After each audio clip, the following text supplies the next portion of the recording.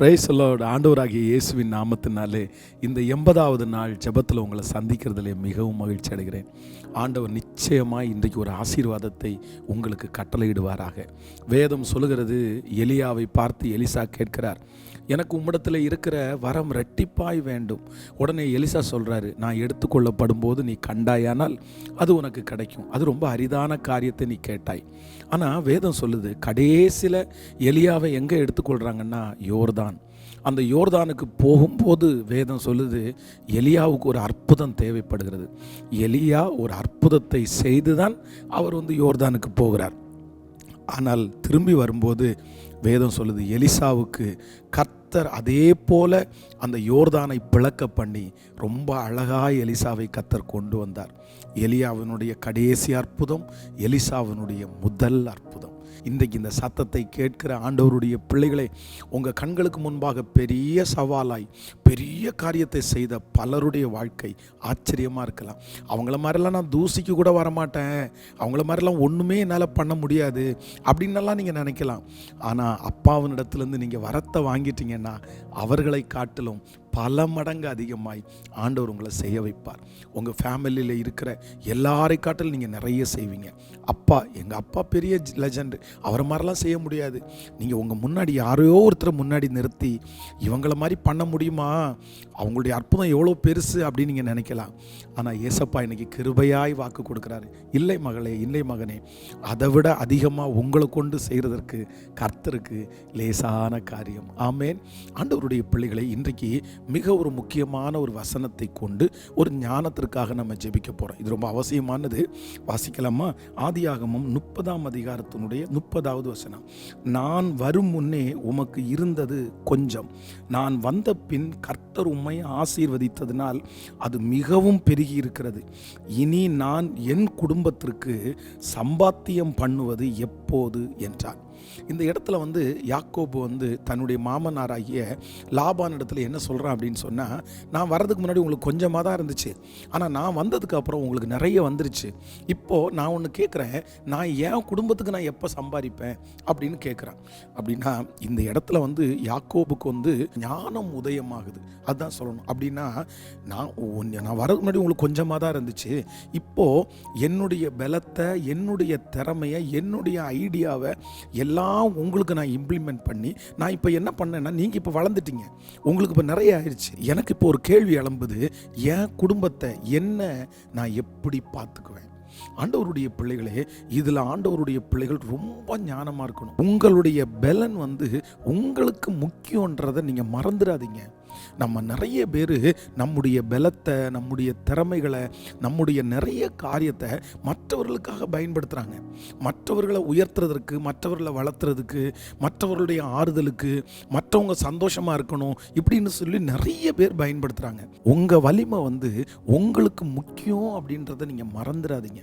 இன்னொருத்தரை தட்டி கொடுக்கலாம், இன்னொருத்தரை உயர்த்துறதுக்கு பயன்படுத்தலாம், இன்னொருத்தர் மனசு நோகக்கூடாதுன்றதுக்காக நீங்கள் நிறைய செய்யலாம், அடுத்தவங்களை வளர்த்து விடணும், அடுத்தவங்களை எல்லாம் ஓகே.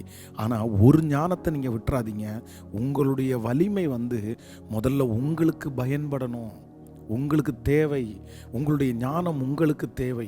இதுவரைக்கும் இந்த சத்தத்தை கேட்குறதுக்கு முன்னாடி உங்கள் ஞானம், உங்கள் வலிமை, உங்களுடைய ஐடியாஸு, உங்களுடைய உழைப்பு இன்னொருத்தருக்காகவே மட்டுமே இருக்குமானால் இந்த யாக்கோபை போல ஒரு ஞானத்தை கேளுங்க. ஆண்டவரே, இல்லை இது எனக்கு தேவைப்படுது. பாருங்கள், எத்தனையோ வாலிப தம்பிங்க, தங்கச்சிங்க அம்மா அப்பாவுடைய வார்த்தையை கேட்காம ஃப்ரெண்ட்ஸுக்காக, உலகத்துக்காக, யாரோ ஒருத்தருக்காக அவனுடைய நேரத்தை, பணத்தை, பலத்தை எல்லாத்தையும் பயன்படுத்தி கடைசியில் பார்த்தீங்கன்னா இவங்க ஒன்றுமே பிரயோஜனம் இல்லாமல், அப்படியே ஒன்றுமே இல்லாமல் இவங்களுக்கு கடைசியில் ஒன்றுமே இருக்காது. அந்த ஃப்ரெண்ட்ஸ் இருக்க மாட்டாங்க, அந்த சொந்தக்காரங்க யாருமே இருக்க மாட்டாங்க. யாரோ ஒருத்தர் இந்த சத்தத்தை கேட்குறவங்க, பாஸ்டர் நீ சொல்கிறது சரிதான், எங்கள் குடும்பத்திலே ஒருத்தருக்கு இருக்கா, அவர் சம்பாதிக்கிறத அவருக்கு கூட பயன்படுத்த மாட்டேங்கிறாரு, அவன் சம்பாதிக்கிறத அவனுக்கு கூட பயன்படுத்த மாட்டேங்கிறான், ஆனால் யாரோ ஒருத்தருக்கு போகுது, அந்த ஞானம் அந்த பிள்ளைக்கு வரமாட்டேங்குது. ஆனால் நான் உங்களுக்கு உங்களுக்காக ஜெபிக்கிறேன். கண்டிப்பாக ஆண்டவர் அந்த கிருபையை, ஞானத்தை உங்களுக்கு தருவாராக. இதுவரையிலும் ஒருவேளை இந்த சத்தத்தை கேட்கிற பலருடைய வாழ்க்கையில் உங்களுடைய பலன் யாக்கோபை போல, நான் வர்றதுக்கு முன்னாடி கொஞ்சம் தான் இருந்துச்சு, நான் என்னுடைய எல்லாத்தையுமே உங்களுக்கு எஃபோர்ட் போட்டு உங்களை நான் வளர்த்துட்டேன், உங்களை நான் பெரிய ஆளாக்கிட்டேன், உங்களுக்கு நிறைய கிடச்சிருச்சு. ஆனால் இப்போ நான் ஒன்று தோன்றேன், பரவாயில்ல, உங்களை வளர்த்துனது எனக்கு சந்தோஷம்தான். ஆனால் இப்போ நான் சொல்கிறேன், இனி என்னை நான் பார்த்துக்கணும், இனி என் குடும்பத்தை நான் பார்த்துக்கணும், இனி எனக்காக கொஞ்சம் நான் சம்பாதிக்கணும், இனி நான் ஆறுதல் அடையணும், நான் மகிழ்ச்சியாக இருக்கணும், நான் சாப்பிடணும், நான் தூங்கணும், எனக்கு கொஞ்சமாவது தேவை. இப்படிப்பட்ட ஒரு ஐடியாவுக்குள்ளே நீங்கள் வரல அப்படின்னா நிறைய பேருடைய பிந்தின காலம் ரொம்ப வருத்தமாக இருக்கும். ஈவன் இதில் பிள்ளைகள் கூட சரிதான். சிலர் பார்த்தீங்கன்னா ரொம்ப கஷ்டப்பட்டு தன்னுடைய பிள்ளைகளுக்காகவே எல்லாத்தையுமே பண்ணிடுவாங்க. பிள்ளை சாப்பாடு அந்த சொல்கிறாங்களே, வயிற்றை கட்டி வாயை கட்டி எல்லாத்தையும் கஷ்டப்பட்டு பிள்ளைகளுக்கு எல்லாத்தையுமே சாப்பிடாம தூங்காமல் எல்லாத்தையும் பண்ணிட்டு கடைசியில் பார்த்தீங்கன்னா பிள்ளைங்க கடைசி நேரத்தில் ஏதாவது ஒரு அவமதிக்கிறாங்களா, இல்லை இவங்களை சரியாக பார்க்கலையே, உடனே அவங்களுக்கு வருத்தமாயிருது. நான் உன்னை எப்படி பார்த்தேன். அப்புறம் நிறைய பேர் அந்த கடைசி காலத்தில் மனசு வருத்தத்தோடையே போகிறாங்க. நான் உனக்கு இப்படி பார்த்துட்டேன். நான் என்ன சொல்கிறேன்னா, நீங்கள் அப்படியும் வேண்டாம், நீங்கள் கொஞ்சம் சாப்பிடுங்க, நீங்கள் கொஞ்சம் வெளியே போங்க, நீங்கள் கொஞ்சம் செலவு பண்ணுங்க, நீங்கள் கொஞ்சம் உடுத்துங்க. இப்படி இருந்துச்சுன்னா உங்கள் மனசு என்ன சொல்லணும்னா, நான் கஷ்டப்பட்டேன், நான் உழைச்சேன், நான் இந்த மாதிரி எனக்கு இருந்துச்சு, நான் கொஞ்சம் பயன்படுத்திக்கிட்டேன். அப்போது இன்று ஆண்டவர் ஒரு ஞானத்தை தருவார். உங்களுடைய பலன் உங்களுக்கு பயன்படணும், உங்களுடைய பலன் உங்களுக்கு பயன்படணும். ஆமென். ஜெபிக்கலாமா? தகப்பனே, இந்த சத்தத்தை கேட்கிற ஒவ்வொரு பிள்ளைகளுக்காய் அவர்களுடைய பலன், அவர்களுடைய ஐடியா, ஆண்டவர் அவருடைய பணம், நிறைய பேர் இன்னொருத்தருக்கே போகுதுப்பா, அவர்களுக்கு இன்னும் வரவே இல்லைப்பா. இந்த ஞானத்தை கொடுத்து எப்படியாவது என் பிள்ளைகளை தட்டி கொடுத்து ஆண்டவரே அவர்களுடைய காரியங்கள் அவர்களுக்கு பயன்படணும்.